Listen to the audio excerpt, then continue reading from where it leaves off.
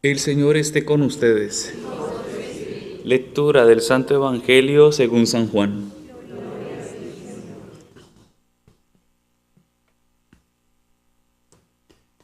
Este es el testimonio que dio Juan el Bautista cuando los judíos enviaron desde Jerusalén a unos sacerdotes y levitas para preguntarle: ¿quién eres tú? Él reconoció y no negó quién era. Él afirmó: yo no soy el Mesías. De nuevo le preguntaron: ¿quién eres pues? ¿Eres Elías? Él les respondió: no lo soy. ¿Eres el profeta? Respondió: no. Le dijeron: entonces dinos quién eres para poder llevar una respuesta a los que nos enviaron. ¿Qué dices de ti mismo? Juan les contestó: yo soy la voz que grita en el desierto, enderecen el camino del Señor, como anunció el profeta Isaías.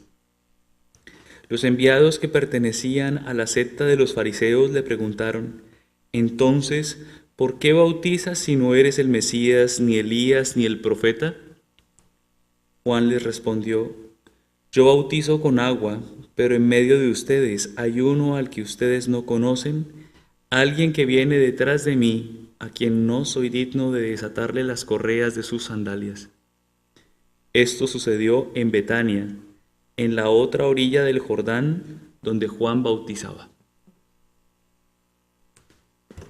Palabra del Señor.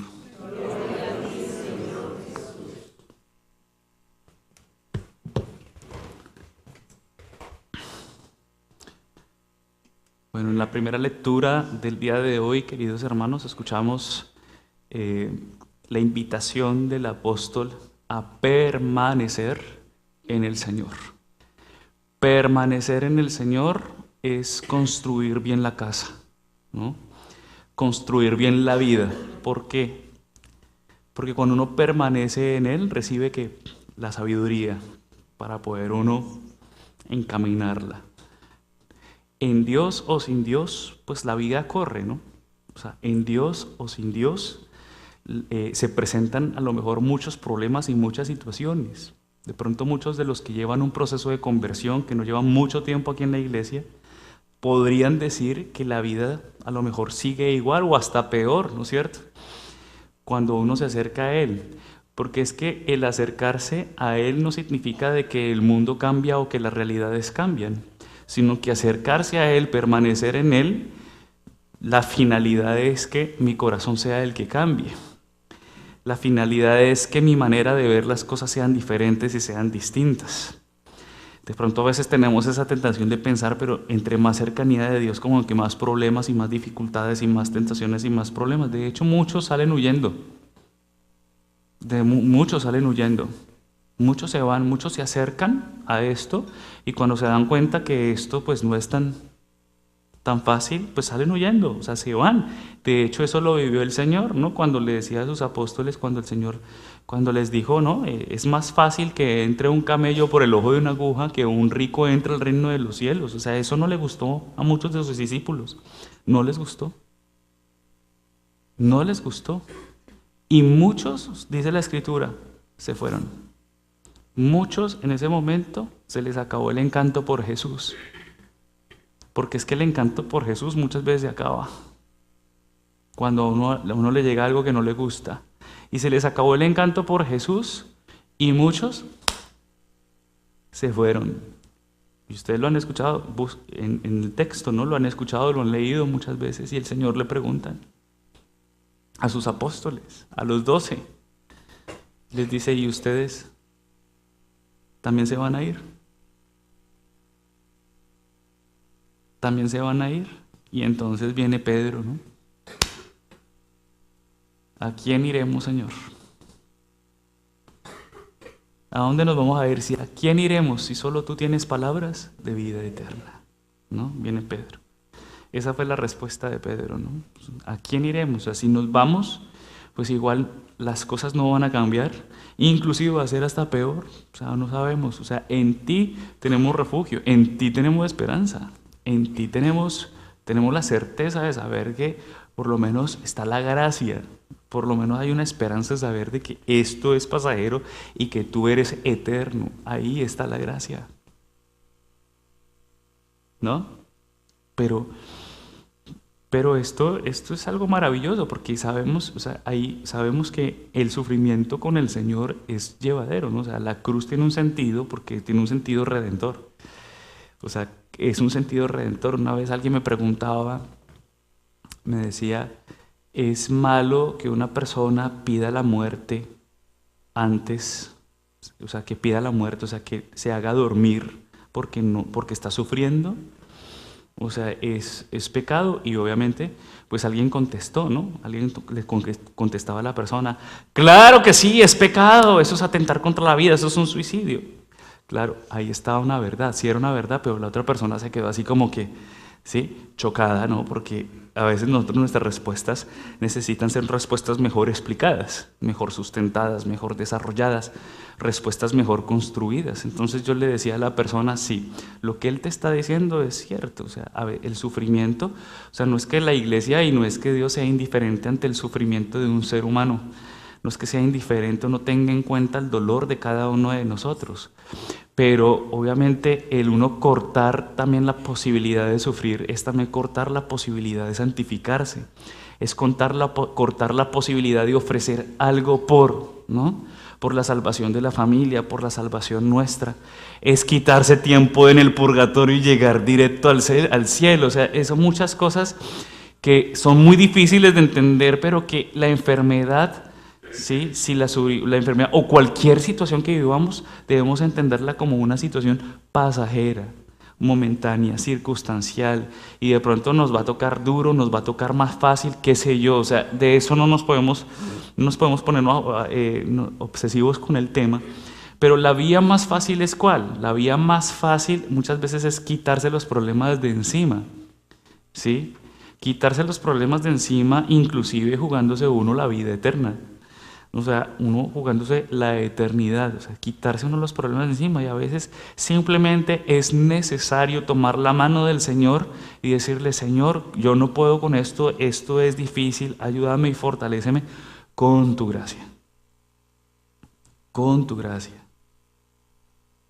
Sí, entonces es algo muy bonito. Volviendo al tema, yo siempre saco aquí a Teresita el Niño Jesús porque ya deben estar aburridos ustedes de que les hable, pero el tema recuerdo yo una vez leyendo, porque tanto solo tenía 17 años cuando leí Historia de un alma, o sea, cuando yo leí Historia de un alma, o sea, ese libro me conmovió tan impresionante, o sea, que yo o sea, era como si estuviera metido ahí en Historia de un alma. Y entonces recuerdo yo que ella en el final de sus días, su proceso de enfermedad, porque ella tenía ya 24 años, esta monjita, y le dio una tuberculosis, ¿no? Y entonces en esta época no, la tuberculosis no era tratada, no había un tratamiento, pues era prácticamente como un cáncer, ¿no?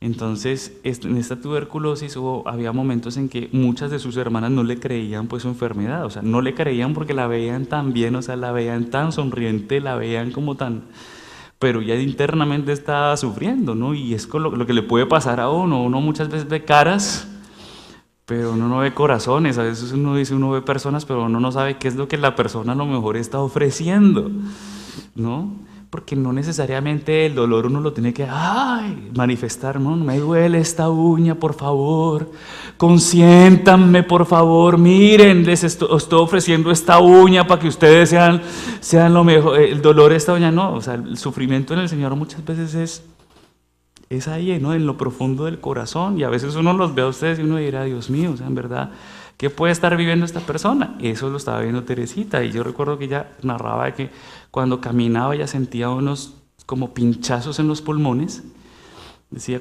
cada paso, y entonces ya había otras monjas que ya se habían dado cuenta que estaba sufriendo mucho. Y le decía, mira, no camines más, porque sentía unos pinchazos en los pulmones. Y ella les decía, no, porque cada pinchazo lo estoy ofreciendo por un misionero en el mundo. Lo estoy ofreciendo, ¿no? Y eso a mí me llamó mucho la atención, o sea, cada pinchazo, ella no se quedó como que, me tocó ya morirme, me tocó este dolor, o esta enfermedad, me tocó ya como que, bueno, no, realmente, pum, cogió y cambió cambió todo y dijo, no, pues si yo sé que me va a morir, que me va a morir por algo, ¿sí o no? Por una razón, por algo que siembre, que deje. Y lo hizo, ¿no? O sea, cada pinchazo, o sea, por un misionero, por otro misionero, por otro misionero, y era un dolor. Entonces, eh, eso me llama mucho la atención, y así a lo largo de la historia de la iglesia, pues hay muchos santos, ¿no? De hecho, el mismo Juan, ¿no? El mismo Juan Bautista. O sea, Juan Bautista perdió su cabeza y la perdió con agrado. O sea, y es fuerte, o sea, y la perdió con agrado, o sea, porque entendió que él, ¿sí? No era, ¿sí? No era él el protagonista, sino era el Señor. Y la pregunta, ¿no? ¿Qué dices de ti mismo? Ahora la gran pregunta, ¿qué dices de ti mismo? ¿Qué dices de ti mismo? Mira que en esto a mí no, en Dios, y no porque no sea importante, para nosotros los hombres sí es muy importante, ¿no? Lo que hacemos, lo que tenemos y lo que obtenemos, ¿no? A lo largo de nuestra vida. Para Dios, lo más importante eres tú, no tus cosas, ni tus logros, ni tus éxitos. Lo más importante eres tú. Ahora, ¿tú qué dices de ti mismo? ¿Qué dices de ti mismo? O sea, ¿quién eres? ¿Qué, qué estás dispuesto, ¿no? A hacer? Y esa es la llamada, el evangelio, miren. Porque a veces es muy fácil uno vivir una fe, sí, en Colombia decimos una fe folclórica, ¿no? Una fe muy folclórica, muy, muy de hablar, muy de decir, muy de... La fe folclórica es que yo amo a Dios. La fe folclórica es que yo me alboroto y mejor dicho me considero y hago cosas, ¿sí? Para mostrar mi fe, ¿no? Y a veces de pronto lo que se necesita es una fe, ¿no? Concreta, ¿no? Concreta en lo real, en lo real, concreta en lo real, en lo maduro, ¿no? En lo que, en lo que implica muchas veces vivir éxitos y también lo que implica muchas veces vivir situaciones difíciles, ¿no? Esa es la fe muy real, una fe, ¿no? Y recuerdo yo para finalizar, terminar esta reflexión, un hermano que el papá estaba en agonía, un hermano de la comunidad, que ya es sacerdote él, y estaba en agonía el papá, y llegó al hospital, ¿no? Y claro, o sea, uno está acostumbrado normalmente a consolar a la gente que tiene a sus papás, o tiene a sus mamás, o tiene a sus familiares en agonía, ¿no? Pero cuando le toca a uno esa parte, o sea, cuando le toca a uno vivirlo, ya es muy diferente porque el discurso es distinto. Uno dice, pero ¿por qué? Pero entonces la enfermera que estaba atendiendo al papá era una enfermera protestante, ¿no? Cristiana protestante. Y entonces en el momento, pero la enfermera muy atenta y muy pendiente, claro, del Señor, y sabía que el hijo era católico, o sea, que era consagrado, un consagrado. Cuando muere el papá, entonces pues él sale, obviamente él está cuando muere el papá, sale de la habitación y no quiero entrar y se pone a llorar y desgarrado y no quiero entrar y no quiero entrar y desgarrado. Entonces la enfermera le dice, recuerde quién es usted. Le dice, ¿usted por qué está así? ¿O es que acaso usted no cree en la vida eterna? ¿Usted no profesa, no proclama a los demás que crean en la vida eterna? Vuelva, acompañe a su papá en este tránsito. Acompáñelo y acompañe a su mamá. Acompañe el sufrimiento, acompañe el dolor. Uno al dolor no le tiene que huir. Uno al dolor le tiene que pedir al Señor que lo acompañe a afrontar. Permanezcan en el Señor. Y todo por la gracia de Él será posible.